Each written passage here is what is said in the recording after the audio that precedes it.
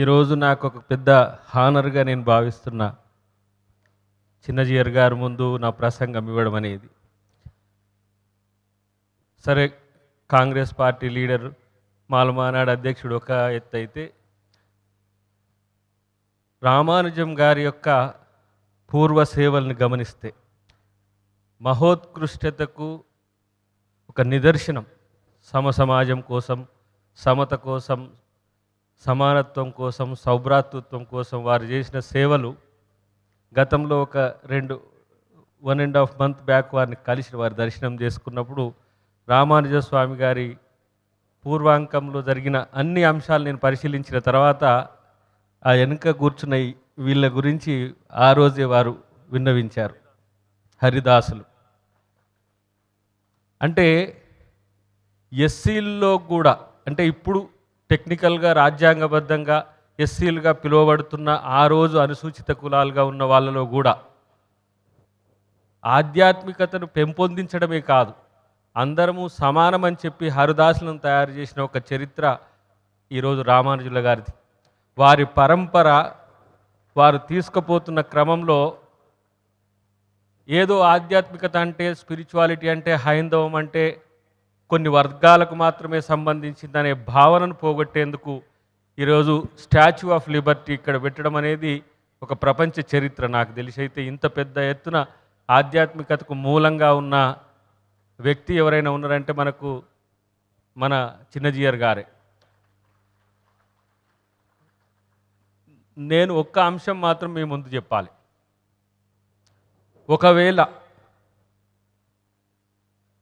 ఆ రోజు రామానుజం గారి రూపమే పరంపరగా వస్తే, నేను అనుకుంటున్నా ఒక అంబేద్కర్లా తయారయ్యేదేమో అనిపిస్తుంది నాకు.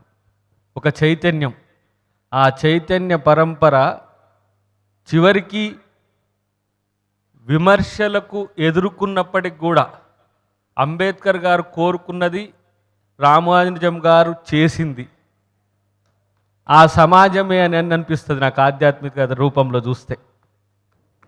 Transformation of the humanity from,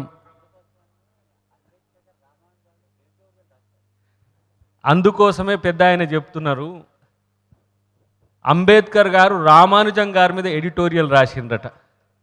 MOOC నాయక్లోన ఏ పత్రికలోనో, వైకృత్ భారత్.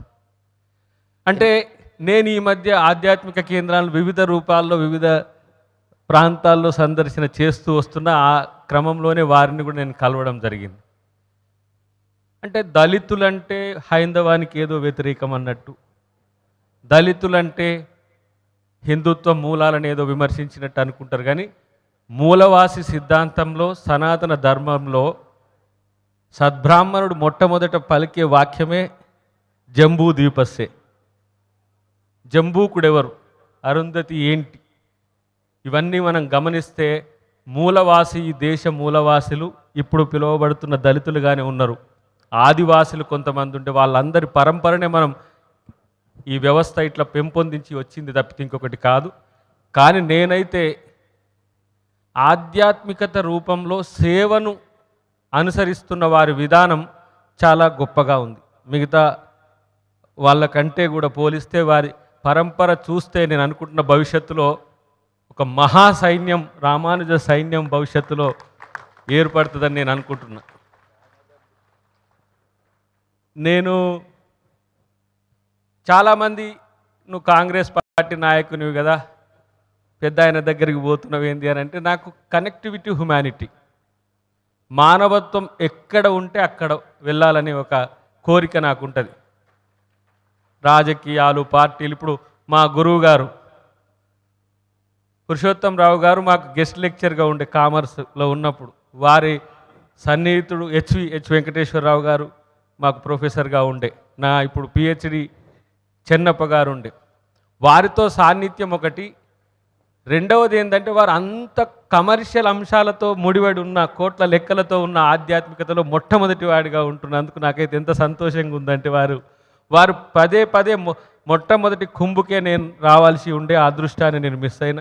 24 కుంభుకు రాగలిగిన నేను కూడా రేపటి రోజున జిఆర్ గారి ఆలోచనలు భవిష్యత్తులో సమాజానికి తీసుకుపోయే ఒక వాహకంగా ఉండడానికి కూడా నేను వారికి మాట ఇస్తున్నా. ఇది కాంగ్రెస్ పార్టీ నాయకునిగా కాదు, ఒక దళితునిగా, ఒక పీడిత వర్గాలుగా. నేను పెద్ద ఆయన చెప్పిండు, ఎంకామ్ చేసిండు, ఎంసీఏ చేసిండు, ఎల్ఎల్బి చేసిండు, పిహెచ్డి, ఇవన్నీ కూడా నా యొక్క వ్యక్తిగత బతుకు కోసం కాదు స్వామి. మా ఆవిడ ఉంది ముందే కూర్చుంది, ఆమె టీచరు, ఆమె కుటుంబం కొరకు నేను సమాజం కొరకని మేమిద్దరం అనుకొని నా చదువంతా ప్రజల కోసమని, ప్రజల కోసమే కొట్లాడుతూ పదవుల కోసం ఆశించే వ్యక్తిని కాదు. కాబట్టి వారి సేవా గుణంతో పోల్చుకునే ప్రయత్నం కూడా చేయట్లేను నేను. కనీసం కట్ కాపీ పేస్ట్ లెక్క ఉన్నా కూడా ఆ ఆదర్శం మనకు యాడ్ అవుతుంది. కాబట్టి నేను అంటున్న రేపటి రోజున ఈ యొక్క ఆలోచనలు, రామానుజం గారి యొక్క ఆలోచన విధానాన్ని సమాజానికి తెలియజేయాల్సిన బాధ్యత మీతో పాటు మాలాంటి సామాజిక బాధ్యత ఉన్న వ్యక్తుల మీదే ఉంటుందని నేను భావిస్తున్నా. చివరగా గద్దర్ గారిని గుర్తు చేసుకోవాలి. నేను చివరిసారి వారు వచ్చినప్పుడు చాలా విమర్శలకు గురైంది. ఒక పాట వారి మీద రాసిండ్రు, వారితో వచ్చి షేర్ చేసుకున్నారట.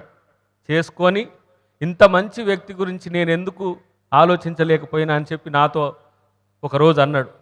వారు సరే మన మధ్యన లేరు, కానీ అలాంటి ఒక విప్లవ భావాలున్న వ్యక్తికే రామానుజం గారు నచ్చిండ్రు అని అంటే ప్రతి ఒక్కరికి నచ్చుతారు అనేది నా యొక్క భావన. వివిధ రకాలుగా చేస్తున్న ఆధ్యాత్మిక సేవల్లో మేము కూడా మా వంతు బాధ్యతను నెరవేరుస్తామని చెప్పి తెలియజేస్తూ జై శ్రీమన్నారాయణ. Thank you. ధన్యవాదాలు దయాకర్జీ, చాలా చక్కగా మాట్లాడారు. ఈ మధ్యలో వీరి యొక్క గ్రాఫ్ బాగా పెరిగింది స్వామీజీ. ఎందుకనంటే నాకు అన్ని పొలిటికల్ అవకాశాలు చేతిలోకి వచ్చినట్టే వచ్చి అక్కడి నుంచి ఫోన్లు వచ్చి నువ్వు అక్కడికి పోయి ఉండు, నీకు వస్తున్నది అని చెప్పి 2-3 సార్లు అయిపోయింది. వేరే వాళ్ళు అయితే 2-3 పార్టీలు జంప్ చేస్తారు. కానీ ఆయన ఒకటే చెప్పిండు, జరిగేదంతా నా మంచి కొరకే నేను అనుకుంటున్నా అంటే అందరూ చాలా అప్రిషియేట్ చేసి ఇది ఒక ప్రజల యొక్క ఉద్దేశం. నేను ఆయనతో కూడా 2-3 సార్లు మాట్లాడాను. థ్యాంక్ యూ వెరీ మచ్ అండి.